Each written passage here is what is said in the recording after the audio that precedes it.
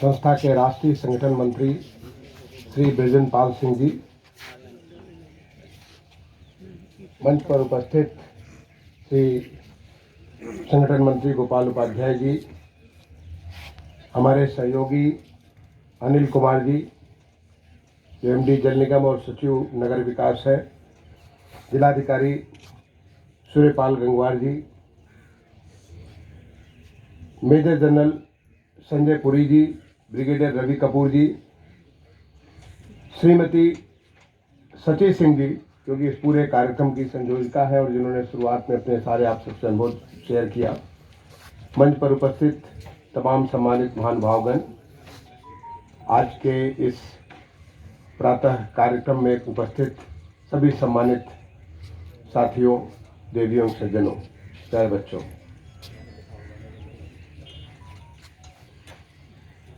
मैं लोक भारती को जो एक गोपाल उपाध्याय जी ने और उसको आगे बृजन पाल सिंह जी ने जिस प्रकार से व्यक्त किया, इस बात के लिए सामाजिक चेतना जागृत करके, लोगों को जोड़ करके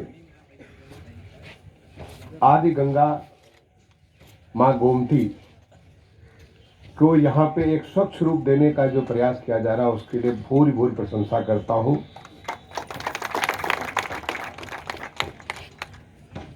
इनफैक्ट इसकी हमें प्रेरणा प्राप्त होती है माननीय प्रधानमंत्री जी ने जब 2 अक्टूबर 2014 को स्वच्छ भारत मिशन का शुरुआत किया था,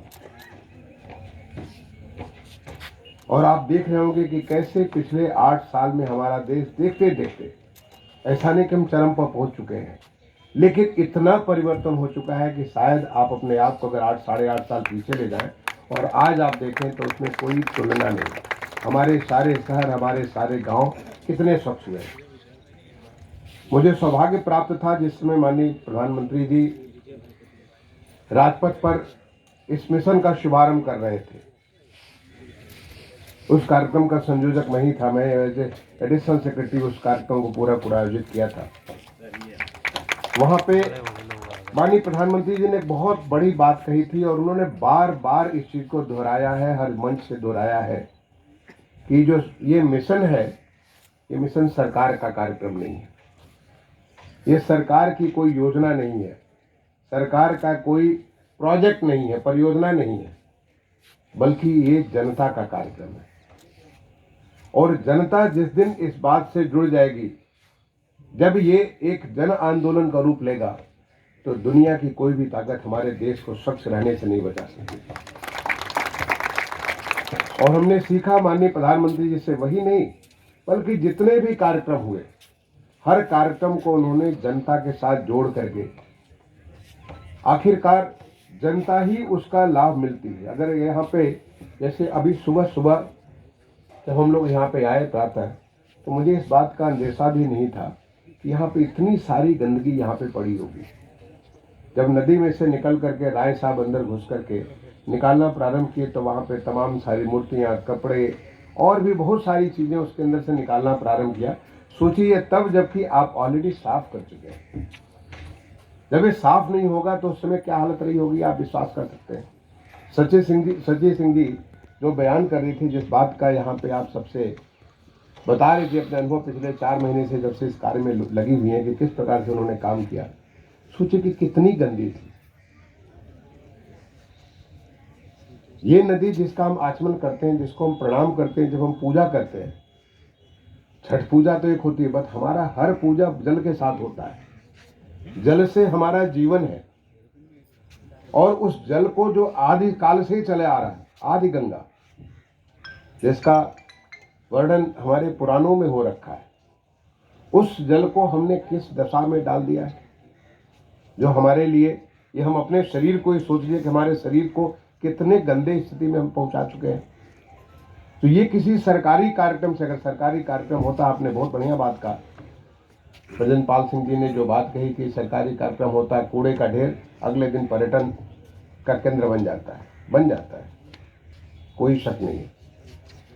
लेकिन वो बन के रह नहीं पाता है तब तक, जब तक कि वहां की जनता उस कार्यक्रम से पूरी तरह से न जुड़ जाए। जब मैं आवासन एवं शहरी कार्य मंत्रालय का सचिव था, उसके रूप में हर कार्यक्रम, हर एक मिशन हमारे जितने, हर मिशन को हम लोगों के साथ जोड़ने का प्रयास करते थे।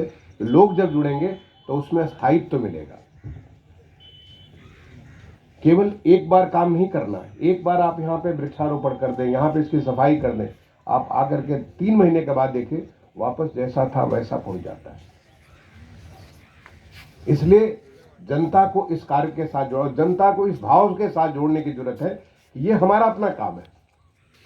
हम इसलिए नहीं कर रहे हैं कि इसलिए हमें माननीय प्रधानमंत्री जी ने कहा है, हम इसलिए नहीं कर रहे हैं कि इसको हमारे माननीय मुख्यमंत्री जी ने कहा, हम इसलिए कर रहे हैं कि हमारे सर्वाइवल के लिए, हमारे लिए, हमारे आने वाले पीढ़ियों के लिए। अभी आपने एक बड़ी अच्छी बात गोपाल उपाध्याय जी ने बात कही कि गोमती नदी गायब हो चुकी थी।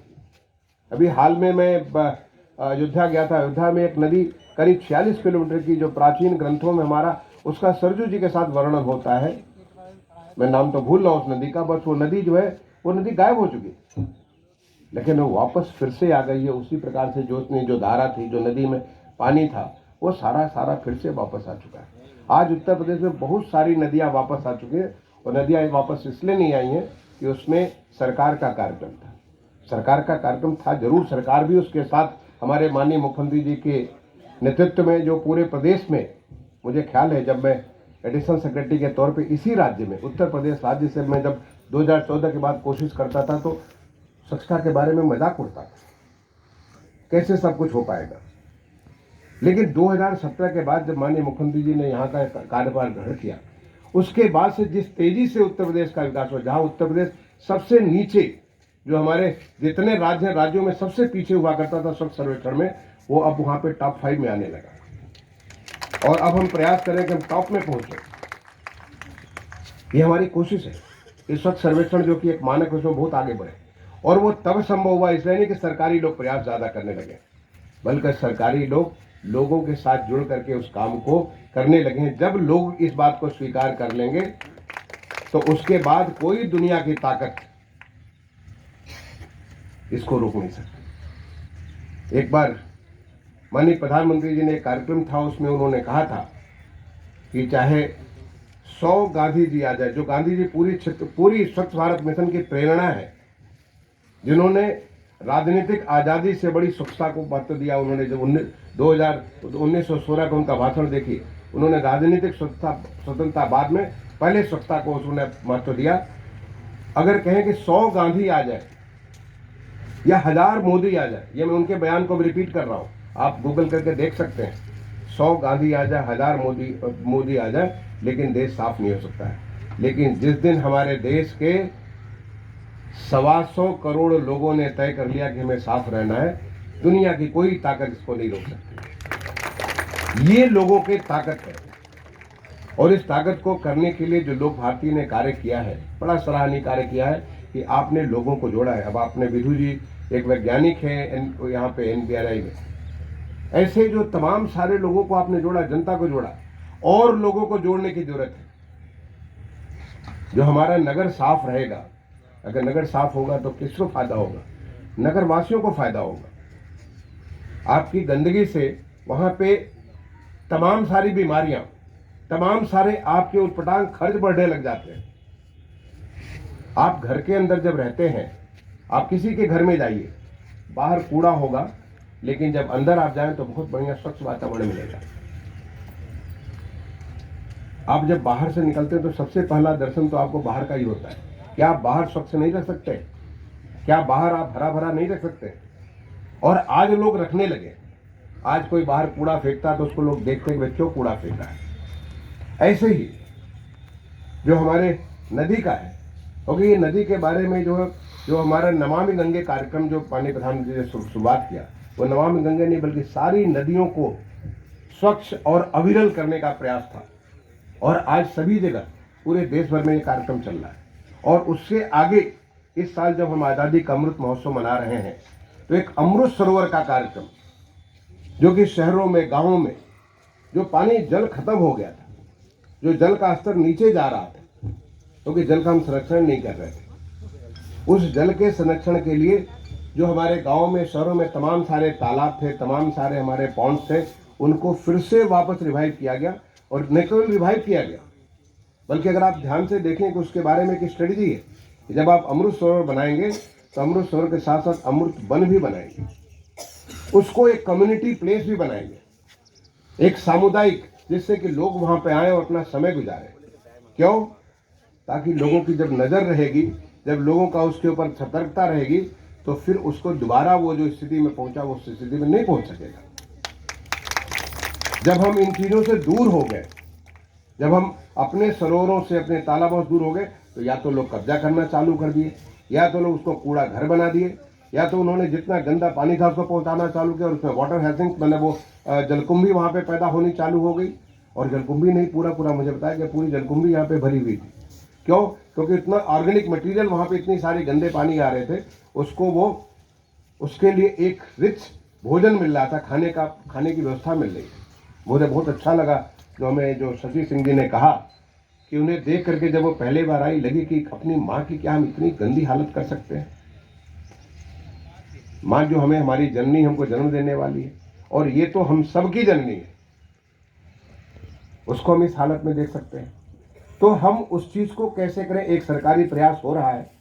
आपको मालूम होगा कि लखनऊ में तमाम से एसटीपी बने हुए हैं, लेकिन अभी और भी एसटीपी की आवश्यकता है, जिसको नमामि गंगे कार्यक्रम के अंतर्गत अमृत कार्यक्रम, अमृत 2.0 उस कार्यक्रम के अंदर एसटीपी बन रहा है, जिससे कि इसको डाइवर्ट करके हम उसको जाकर ट्रीट कर सकें।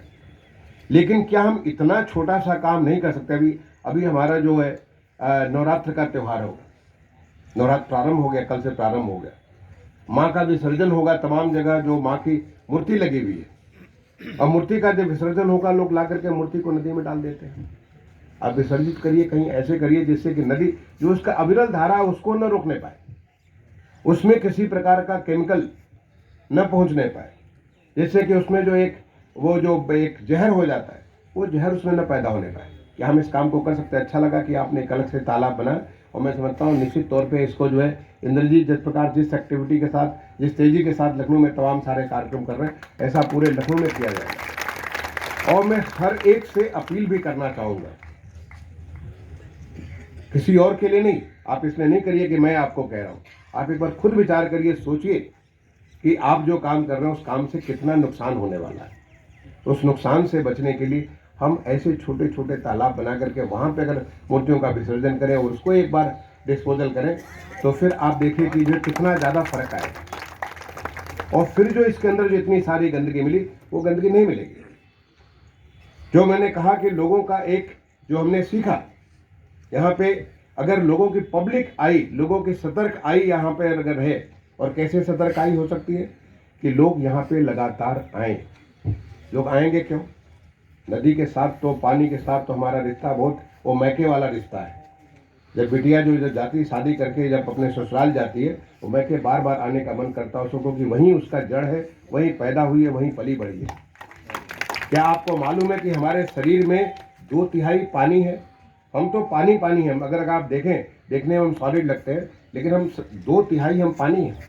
इसलिए पानी के साथ हमारा इतना बढ़िया रिश्ता है कि हम पानी से हमेशा मोहित होते हैं, चाहे पानी नदी के रूप में हो, पानी चाहे वो तालाब के रूप में हो, पानी चाहे वो समुद्र के रूप में हो, पानी वो पहाड़ों पे चाहे बर्फ के रूप में हो, पानी वो चाहे भाप के रूप में हो, किसी भी रूप में पानी हो, एक झरने के रूप में हो सकता है, एक फव्वारे के रूप में हो सकता है। जहाँ कहीं पानी, अगर आप कहीं भी, कितने भी मन आपका उद्विग्न हो, कितनी भी मन में परेशानी हो, आप पानी के बगल में, आप झरने के बगल में बैठ जाइए, नदी के बगल में बैठ जाइए, तालाब के बगल बैठ जाइए, पहाड़ों पे आप वहाँ बैठ जाइए, देखिए आपका मन स्वतः शांत हो जाता है, क्योंकि हम उसके साथ आत्मसात कर लेते हैं। वो हमारा खुद का हम है जो पानी है। तो उस पानी को रोकने के लिए यहाँ पे तो लोग आना चाहेंगे, लेकिन आएंगे तब उनको कुछ और भी आकर्षण होगा। मैं इंद्रजीत से रिक्वेस्ट करना चाहूँगा, मैं आपसे अनुरोध करना चाहूँगा कि यहाँ पे ये जो इतना सारा खाली इलाका दिख रहा है, क्या हम यहाँ पे वनीकरण कर सकते हैं? यहाँ के ऐसे प्लांट जो यहाँ पे सर्वाइव करें, हम उसको फॉरेस्ट डिपार्टमेंट के माध्यम से एक प्लान बना के हम इसको एक अच्छा, ये गौ माता का आपने कहा कि गौ घाट है, ये गौ हमारी माता है, गाय भी हमारी माता है, नदी भी हमारी माता है, ये दो माताएं यहाँ पे हैं। क्या हम यहाँ पे एक बड़ा यहाँ पे वनीकरण कर सकते हैं? यहाँ पे कहीं पे शुरुआत में सर्वाइव करने के लिए जो हमारी स्पेशल टेक्निक होती है, उस टेक्निक के माध्यम से कुछ ऐसे पेड़ जो कि तत्काल एक वन का रूप ले ले, क्या हम उसको कर सकते हैं? और जब हम इसको करते हैं तो उसमें क्या हम ऐसा कुछ बना सकते हैं कि जिससे लोग आए और उसमें वॉक करें? यहाँ पे लोग सवेरे सवेरे जो आसपास की जो लोग रहते हैं वो यहाँ पे जब सवेरे जब मॉर्निंग वॉक स्वस्थ रहने के लिए हर कोई कोशिश करे, जब स्वस्थ रहने के लिए आएगा तो देखेगा कि कोई भी किसी प्रकार की गंदगी उसको भी दूर करेगा। क्या हम उनमें इस प्रकार का संस्कार डाल सकते हैं कि अगर गंदा कुछ हो तो साथ ही साथ ले जा करके कूड़े में आप डाल दें? क्या इस मंच पे जहाँ पे आप ये कार्यक्रम कर रहे हैं ये योग का मंच बन सकता है? यहाँ पे आए और यहाँ पे जो एक अच्छे, मैं देख रहा हूँ कि यहाँ पे पीपल का पेड़ लगा हुआ है और ये समय के साथ एक वृक्ष बड़ा रूप ले लेगा, यहाँ पे छाया हो जाएगी। यहाँ से बैठ करके लोगों को योग करा रहे हैं, जैसे हमारे संत मुनि ऋषि कराया करते थे, योग वनों में कराया करते थे। क्या हम उस प्रकार का वातावरण, अभी बृजनपाल सिंह जी बात कर रहे थे नैमिषारण्य का, नैमिषारण्य हमारा 88,000 देश के हमारे ऋषि मुनि संत वो आए थे जब उन्हें सूत मुनि ने पूरा वेद का ज्ञान दिया था। जैसे कि जो हमारा बौद्ध का ज्ञान पहले बार शुरुआत हुआ था वो सारनाथ में, बोधि मिला था भगवान बुद्ध को तो बोध गया में, लेकिन उन्होंने पहला ज्ञान दिया था अपना जाकर के सारनाथ में। उसी प्रकार से जो हमारा वैदिक जो ज्ञान था उस ज्ञान का पहला चारण जो है हमारे नैमिषारण्य हुआ, और वही हमारे जो ऋषि संत मुनि थे वो पूरे देश में, या आप देश क्या कहिए पूरी दुनिया में, उस संस्कार को, सनातन संस्कृति को, उस जो हमारी वैदिक ज्ञान है उस ज्ञान को लेकर के गए थे वहाँ से। ये हमारी संस्कृति थी, अरण्यक संस्कृति हम कहते हैं। तो क्या हम उस संस्कृति के हिसाब से यहाँ पे ऐसा कुछ बना सकते हैं कि यहाँ पे लोग योग सिखाएं, यहाँ पे अच्छी जो हमारे वैदिक ज्ञान है उस ज्ञान को यहाँ पे करें, वो भी नदी के किनारे करें? कितना अच्छा एक वातावरण होगा। अगर आप करेंगे तो उसके बाद फिर ये जो गंदगी यहाँ पे लोग आकर के फेंकते हैं वो शायद बंद हो जाएगी। क्योंकि जब तक हम पब्लिक को इसके साथ नहीं जोड़ेंगे, जब तक लोग इस कार्यक्रमों के साथ नहीं जुड़ेंगे, चाहे वो जल का संरक्षण हो, चाहे वो सफाई की व्यवस्था हो, चाहे वो किसी भी प्रकार का कार्यक्रम हो, कोई भी शहर, यहाँ पे हमारी माननीय भाटिया जी हैं जो कि महापौर हैं इस नगर की, यहाँ के प्रथम नागरिक हैं, मैं उनको प्रणाम करते हुए उनसे मैं ये रिक्वेस्ट करूँगा कि उनका अपील होना चाहिए कि हर नागरिक को हमारे इस लखनऊ शहर को एक सुंदर, स्वच्छ, हरा भरा शहर बनाना चाहिए। लखनऊ जाना जाता था बागों का शहर के रूप में जाना जाता था, ऐसा सुंदर, स्वच्छ और हरा भरा शहर बनाए। और जब आपका अपील होगा, हमारे महापौर जी का अपील होगा, हर एक को आगे निकालें।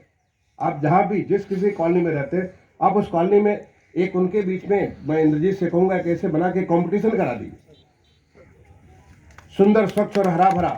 जो भी वार्ड होगा उसको हमारे महापौर जी, या आप कभी रिक्वेस्ट कर सकते हैं हमारे माननीय मुख्यमंत्री जी के द्वारा या हमारे नगर विकास मंत्री जी के द्वारा पुरस्कृत किया जाए। कौन सा हमारे जितने भी वार्ड है उसमें कौन सा वार्ड सबसे सुंदर है, सबसे हरा भरा है, सबसे ज़्यादा स्वच्छ है। नागरिकों के बीच में एक प्रकार की प्रतिस्पर्धा हो कि हम सबसे आगे बढ़ सकते हैं। कहाँ पे सबसे ज़्यादा जल संरक्षण हो रहा है, जल संरक्षण के जो कार्य, सबसे ज़्यादा जल को बचाने का काम, जो जल को सदुपयोग करने का काम सबसे ज़्यादा कहाँ पे हो रहा है, उसके बारे में उनको पुरस्कृत किया जाए। जब ये आपस में प्रतिस्पर्धा भी होगी तो मैं समझता हूँ कि हमारा लखनऊ शहर जो हमारे प्रदेश की राजधानी है, ऑलरेडी इसमें बहुत काम हुए हैं, लेकिन और हमें जो आगे का रास्ता तय करना है वो रास्ता यहाँ से आप कर सकते हैं। मैं यहाँ पे जो आप लोगों ने मुझे बुलाया, यहाँ पे आज विश्व पर्यटन दिवस है। आज के विश्व पर्यटन दिवस का जो थीम है वो थीम है रूरल एंड कम्युनिटी टूरिज्म, यानी ग्रामीण एंड सामुदायिक पर्यटन को बढ़ावा देना। ये थीम है आज के विश्व पर्यावरण दिवस, जो कि पूरे दुनिया में मनाया जा रहा है। और ये कम्युनिटी टूरिज्म का एक बहुत बड़ा शुरुआत आपने किया, मैं इसके लिए आपको बहुत बहुत बधाई देना चाहूँगा। आपने जो 17 सितंबर से लेकर 2 अक्टूबर तक सेवा पखवाड़ा प्रारंभ हुआ है, जैसे जनता को, जनता जनार्दन को जोड़ करके तमाम सारी ऐसी गतिविधियां, जिसके माध्यम से हमें जो प्रेरणा प्राप्त हुई माननीय प्रधानमंत्री से पिछले 8-8.5 साल में जो प्रेरणा प्राप्त हुई, या हमारे माननीय मुख्यमंत्री जी ने समय समय पर अपने प्रदेश के नागरिकों को दिया, उसके लिए तमाम किस्म की सेवाएं, आपको मालूम होगा, हर दिन मालूम होगा कि अलग अलग किस्म की सेवाओं की व्यवस्था हो रहा है। आपने उस सेवा पखवाड़ा में काम किया, इस बात के लिए मैं आपको बहुत बहुत बधाई देता हूँ। मैं इस बात के लिए कि यहाँ पे इतने सारे एनसीसी के कैडेट्स हैं, इन्हें देख करके मुझे खुद का अपना याद आता। मैं खुद एक एनसीसी कैडेट रहा हूँ ए सर्टिफिकेट भी, बी सर्टिफिकेट भी, सी सर्टिफिकेट भी मैं सारे के सारे जो एनसीसी के सर्टिफिकेट होते सारे के सारे किया। Under officer, senior under officer, सारा का सारा चीज़ किया। मुझे दोबारा अपने वो अनुशासन और एकता की जो बात वो ध्यान आती है। मैं इसके लिए यहाँ पे हमारे जनरल पुरी साहब है और जो ब्रिगेडियर साहब है, आप सबको मैं यहाँ पे बहुत बहुत धन्यवाद देता हूँ। इनफैक्ट मैं याद करता हूँ आज हमारे लेफ्टिनेंट जनरल गर्बी पाल सिंह जी, जो कि पूरे एनसीसी के चीफ हैं, जब COP26 में माननीय प्रधानमंत्री जी ने पंचामृत का एक उद्घोषणा पूरे दुनिया के पटल पे किया कि किस प्रकार से हमारा देश आगे बदलेगा और 2070 तक हम जीरो एमिशन कंट्री हो जाएंगे। उन्होंने 2030 के लक्ष्य लिए, उन्होंने तमाम सारे लक्ष्य जो देश का रखा और उसके पीछे उन्होंने पूरी देश की जनता, सारे के सारे लोग लेकर के आगे बढ़ेंगे।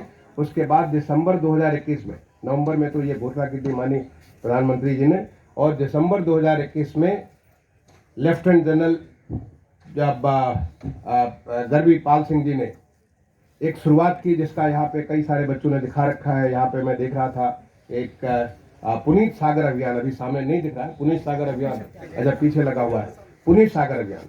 वो पुनीत सागर अभियान का देखिए कि कितना अच्छी भावना है। पुनीत सागर, सागर का पार्ट, ये नदियाँ भी तो सागर की यंग है, ये नदियाँ वहीं आकर के अल्टीमेटली जाकर के जा रही हैं। तो हम कैसे अपने नदियों को, सागर को पवित्र बना सकते हैं और उसमें कैसे जोड़ सकते हैं। एनसीसी के जो इतने सारे जनता, इतने सारे बच्चे हैं पूरे देश भर में, अलग अलग उसमें विधाओं में जुड़े हुए, वो सारे के सारे बच्चे कैसे इसमें जुड़ सकते हैं, ये एक बहुत बड़ा काम उन्होंने अपने हाथ में लिया। वो भी आज यहाँ पे योगदान कर रहे हैं। मैं इसके लिए आप सबको बहुत बहुत धन्यवाद देता हूँ। मैं एक बार दोबारा आप सबको अपनी तरफ से आज के इस पुनीत कार्य के लिए बहुत बहुत धन्यवाद दूंगा। आपने मुझे यहाँ पे बुलाया इस प्रकार के ऐसे कार्य करने के लिए, और तमाम सारे जो हमारे उपाध्याय जी ने तमाम सारे कार्यकर्ताओं का नाम लिया, मैं समझता हूँ बहुत कम का नाम लिया। वो तो उनका हर कोई जो यहाँ पे भाग लेता वो भी उनका कार्यकर्ता है। हो सकता है कि कुछ कार्यकर्ता तो आपके जो, जिनको आपने कुछ नाम पदनाम दे रखे हो, लेकिन काम करने वाला हर कोई, ये सच्चे मन से अच्छे काम करने वाला जो कार्यकर्ता है, उन सबको मैं आप सबको प्रणाम भी करता हूँ और वादन करता हूँ। आप सबको बहुत बहुत धन्यवाद देता हूँ। इसी बातों के साथ मैं अपनी वाणी को विराम दूंगा। धन्यवाद।